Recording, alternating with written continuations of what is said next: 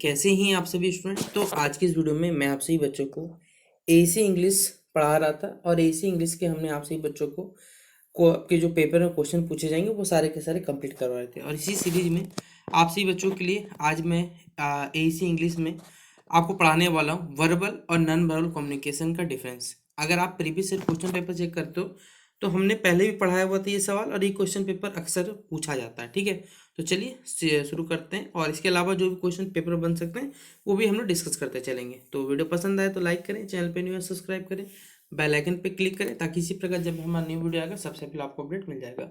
और कुछ पूछना रहे तो फेसबुक इंस्टाग्राम है, वहाँ पे पूछ सकते हैं। तो आइए जानते हैं सबसे पहले क्या होता है वर्बल और नॉन वर्बल कम्युनिकेशन। तो कम्युनिकेशन हमने पहले बताया हुआ था कि आप अपने थॉट्स को, आइडियाज़ को, फीलिंग को शेयर करते हैं, उसे कम्युनिकेशन कहते हैं। वर्बल और नॉन वर्बल कम्युनिकेशन, ठीक है। तो जब हम अपने विचारों को लिखकर या बोलकर बेसिकली लोगों के सामने प्रकट करते हैं उसे हम लोग कहते हैं वर्बल कम्युनिकेशन कहा जाता है। नॉन वर्बल कम्युनिकेशन में ना हम लिखते हैं ना बोलते हैं, लेकिन हमारे जो वर्ड्स रहते हैं वो हमारे बॉडी के एक्सप्रेशन के थ्रू, फेशियल एक्सप्रेशन हो गया, बॉडी गेस्चर्स हो गया, बॉडी के मूवमेंट हो गए, उनसे लोगों को पता चल जाता है। इसे हम लोग नॉन वर्बल कम्युनिकेशन में रखा जाता है। तो दोनों के बीच में शाब्दिक अर्थ में बात किया जाए तो verbal communication whenever we express our ideas और feeling through words either it is written और स्पोकन, ठीक है। And non verbal communication when we express our self without words using body gesture, facial expression और body movements इनमें count होते हैं, ठीक है।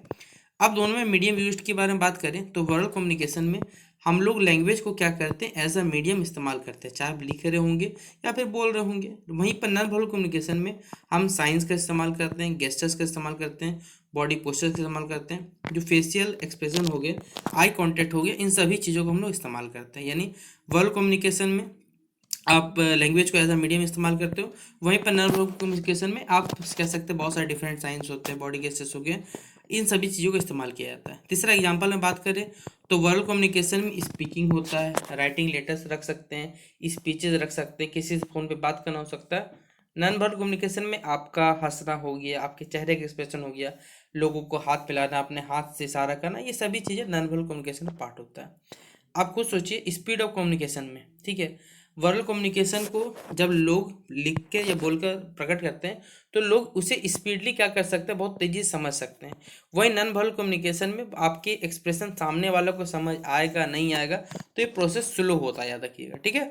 वहीं पर रिकॉर्ड कीपिंग में तो वर्बल कम्युनिकेशन को आप इजीली क्या कर सकते हो, लिख कर या रिकॉर्ड करके संभाल के रख सकते हो। लेकिन नॉन वर्बल कम्युनिकेशन आप क्या बॉडी के, क्या किसी के इस्तेमाल रिकॉर्ड कर रखोगे, ठीक है। अगर वीडियो रिकॉर्ड करें तो ये पॉसिबल है, अदरवाइज वो भी पॉसिबल नहीं होता है।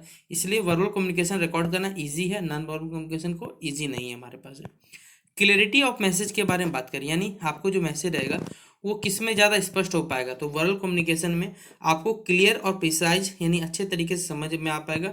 वही नॉन वर्बल कम्युनिकेशन में आपको साइंस हो सकते कुछ कंफ्यूज कर पाए, क्योंकि हर साइन का कुछ अलग मतलब होता है हर लैंग्वेज में, ठीक है, याद रखिएगा। फीडबैक के बारे में बात करें तो वर्बल कम्युनिकेशन में आपको फीडबैक इमीडिएट मिलता है, और नॉन वर्बल कम्युनिकेशन में बेसिकली फीडबैक तो तुरंत मिल जाता है। किसी का रिस्पॉन्स अच्छा रहा तो हंसेगा, वरना फिर आपका मूड खराब रहा तो फिर आपको सुना के चल देगा, इसलिए ये बताता है। यूजफुलनेस के बारे में बात करें तो देखिए सभी का अपने अपने हिसाब से नज़रिया हो सकता है। वर्बल कम्युनिकेशन किसी के लिए अच्छा हो सकता है, किसी के खराब हो सकता है, इसलिए ये उतना मैटर नहीं करता। तो शॉर्ट टर्म में बोला जाए तो वर्बल कम्युनिकेशन आप वर्ड्स के थ्रू डिपेंड करते हो, नॉन वर्बल कम्युनिकेशन में आपके एक्शंस और आपके जो बॉडी गेस्चर्स होते हैं वो बताने का काम करते हैं। तो ये था पूरा पूरी डिफरेंस आपसे बच्चों का वर्बल कम्युनिकेशन और नॉन वर्बल कम्युनिकेशन के बीच में। तो आप आराम से इस सवाल को पूछा जाए पेपर में 15 मार्क्स का, तो आप अपने हिसाब से बना के इसे लिख सकते हैं, ठीक है। अगला है why is communication necessary for human beings, communication क्यों जरूरी है मानव के लिए, ये हमें बताना है, ठीक है। तो communication is the one of the most essential aspects of human life, ये हमारे जीवन के कह सकते महत्वपूर्ण पहलुओं में से, या माफ करिएगा, जरूरी चीज़ों में से एक है हमारे पास है। It is the process through which people exchange thoughts, ideas, feeling, information, यह वो प्रोसेस है जिसके थ्रू हम सभी मनुष्य क्या करते हैं, अपने विचार को, आइडियाज़ को, फीलिंग को, इन्फॉर्मेशन को शेयर करते हैं। विदाउट कम्युनिकेशन अगर बात करें तो ये उसी आदि मानव काल में हमें लेके चला जाएगा जहाँ पर लोग किसी की बातों को नहीं समझते थे, सिर्फ पार काट यही चलता रहता था। इसलिए कम्युनिकेशन हमारे जीवन में अगर नहीं रहा तो हमारे जीवन जो रहेगा अधूरी रहेगी, और सोसाइटी रहेगा वो जो भी जिस भी कल्चर सोसाइटी में रह रहे हैं वो सही से फंक्शन नहीं कर पाएगा, ठीक है।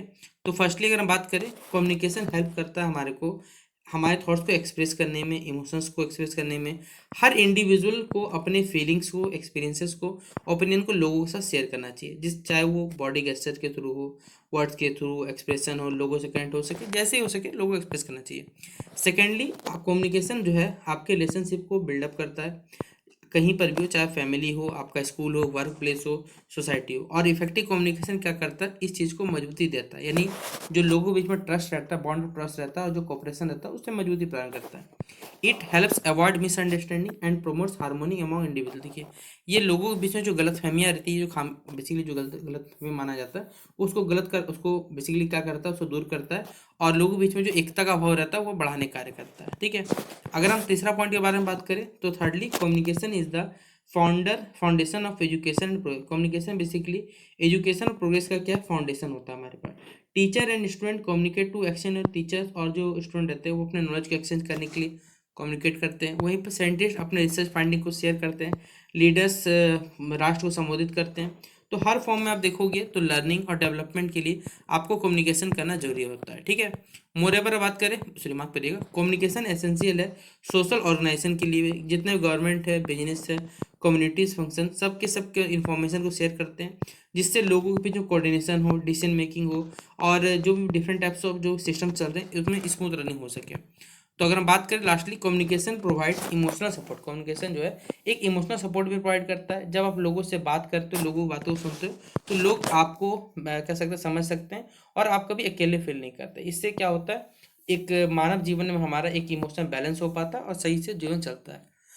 तो communication is not just, communication सिर्फ एक स्किल नहीं है, ये हमारे जीवन के लिए एक इंपॉर्टेंट चीज़ है। ठीक है, ये लोगों को कनेक्ट करता है, लोगों के स्ट्रेंथ को बढ़ावा देता है, नॉलेज को बढ़ाता है, और एक क्या कह सकते हैं, एक कोऑपरेटिव सोसाइटी का निर्माण करता है। विदाउट, अगर हम बात करें कम्युनिकेशन का, तो लाइफ बेसिकली साइलेंट मूवी की तरह है, जहाँ पर आप एक जगह बंद रहोगे, आपका जीवन को डायरेक्शन नहीं रहने वाला। अगला सवाल है, write a report in about 250 words on the topic. देखिए, आपको एक सिलेबस में सवाल आ सकता है, सॉरी माफ करें, आपके क्वेश्चन पेपर में सवाल आ सकता है डाउरी सिस्टम के बारे में, मतलब दहेज प्रथा। दहेज प्रथा एक गंदी व्यवस्था है, कह सकते हैं सिस्टम है। जो भी आपने रिसेंट अभी डाउरी विक्टिम्स देखे हो अपने लोकेलिटी में, उसके बारे में एक आपको टॉपिक के बारे में रिपोर्ट बनाना। ठीक है, तो सबसे पहले आपने हेडिंग डाला, dowry system as a dating system, reported by, अपना नाम डाल सकते हैं, एक आप सोशल कॉरस्पॉन्डेंट है। ठीक है, the dowry system one of the darkest stains on our society. हमारे समाज का सबसे गंदा चीज़ है वो है दहेज प्रथा, जो लगातार कहा जाए 21वीं शताब्दी में भी खत्म तो नहीं हुआ, अब चलते चला जा रहा है। ठीक है, despite strict laws such as the dowry provision act of 1961, the demand for dowry remains deeply rooted in many communities. आज हम जानते हैं कि सरकार के द्वारा, देखिए, डाउरी को रोकने के लिए, मतलब दहेज प्रथा रोकने के लिए एक नियम भी बनाया गया है, बहुत सारे लॉज है, ये नहीं सिर्फ एक ही नियम है। इसके बावजूद ये जो डाउरी प्रथा, इन दहेज प्रथा है, वो भारत में हमारे कितने विभिन्न समुदायों के बीच में अभी बसा हुआ है। ठीक है, अब आगे बताया जा रहा है, इन आवर लोकेलिटी, मतलब हम जिस इलाके में रहते हैं उसके वहाँ का बताया जा रहा है, Shastri Nagar, two recent cases have once again export the cruelty of evil manipulation. यहाँ पर दो अभी हमने हार्ड, कह सकते हैं, अभी नज़दीक में केसेस देखा, जहाँ पर ये सब देखा गया। अ यंग वोमेन, जिसका नाम रहता है पूजा वर्मा, जो कि मैरिड करती है 1 साल पहले, was found dead under suspicious account last month. यानी किसी संदिग्ध वजह से उसकी मौत हो जाती है, 1 साल पहले जस्ट वो शादी हुआ था। हर इन लॉज बेसिकली उसके जो ससुर और सास रहते हैं, वो डिमांड करते हैं एक कार का और एक बड़ा अमाउंट ऑफ मनी उसके पेरेंट्स से, लेकिन इतना पैसा देना बेसिकली उनके लिए दिक्कत रहता है, तो उन्हें टॉर्चर किया जाता है। तो लास्टली वो क्या करती है, अपने आप को समाप्त कर लेती है। एक दूसरा केस बताया जा रहा है नेहा कुमारी का, जो कि एक अभी नव विवाहित है, was hospitalized after severe physical abuse by her husband family not fulfilled by dowry demand। यानी जब उनके दहेज को जो भी मांगे थे उनको पूरा नहीं किया गया, तो उन्हें मार मार के हॉस्पिटलाइज कर दिया गया। ठीक है, this incident have sent shockwave through the community. ये सारे के सारे जो इंसिडेंट है, ये हमारे समाज को बेसिकली क्या शॉकवेव देते रहते हैं।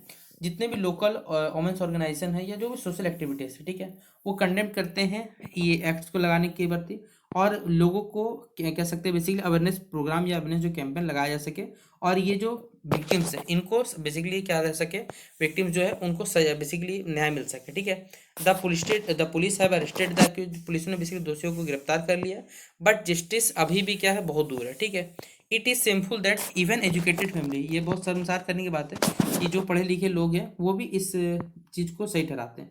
The dowry system not only violates women dignity but also causes immense mental and financial suffering to the family. देखिए डाइवोर्स सिस्टम सिर्फ अगर कहा जाए वो एक महिला की जो गरिमा है उसको सिर्फ नहीं भंग करते, बल्कि अगर कहा जाए तो उसे मेंटल प्रेशर भी दिया जाता है, फाइनेंशियल उनके फैमिली को भी देखिए यहाँ पर तोड़ा जाता है। तो स्ट्रिक्ट इन्फॉर्मेशन बेसिकली जो लॉज है बेसिकली उनको स्ट्रिक्टली लागू किया जाए, सोशल अवेयरनेस फैलाया जाए और लोगों के माइंडसेट्स को इस चीज़ से सबसे पहले दूर किया जाए।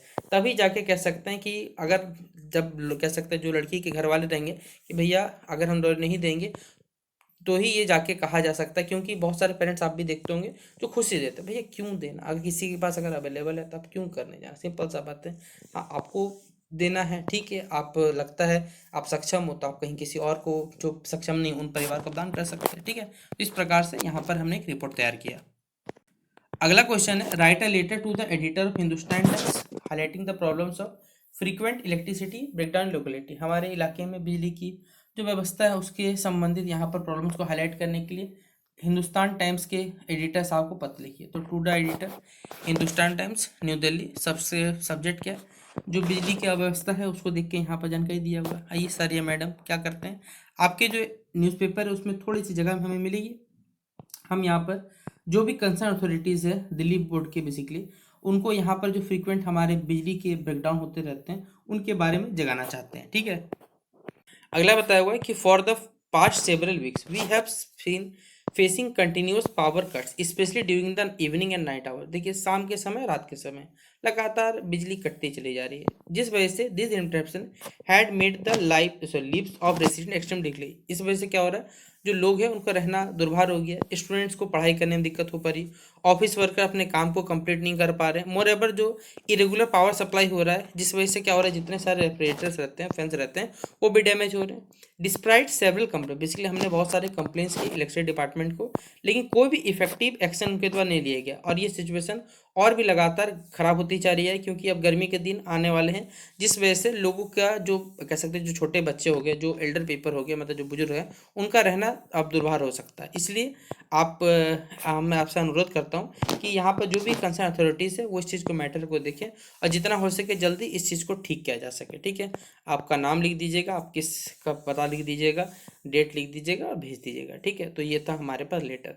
तो यहाँ पर हमने आपसे बच्चों को लगभग शायद 4 क्वेश्चंस करवा दिए जो पेपर में आपको 100% यहाँ से सवाल आएगा ही आएगा। आप previous year question paper check कर लीजिए या अपने सिलेबस को मिला लीजिए, वहाँ पर ये सब सवाल आपको देखने को मिलेगा, ठीक है। तो कैसा लगा वीडियो जरूर बताइएगा, वीडियो के कमेंट बॉक्स में अपने विचार बता सकते हैं और जितने चैनल पे वीडियोस अवेलेबल है प्ले सेक्शन पे आप उनको देख लीजिए। आपका एसी में एक भी सवाल नहीं छूटेगा, बाकी अदर जो भी चीज़ें पढ़ना रहेगा वो प्ले स्टोर पर अपडेट आप जाके पढ़ सकते हैं, ठीक है। तो बाकी बेस्ट विशेष आप सभी बच्चों को मिलते हैं नेक्स्ट वीडियो पे, तब तक के लिए जय हिंद और जय भारत।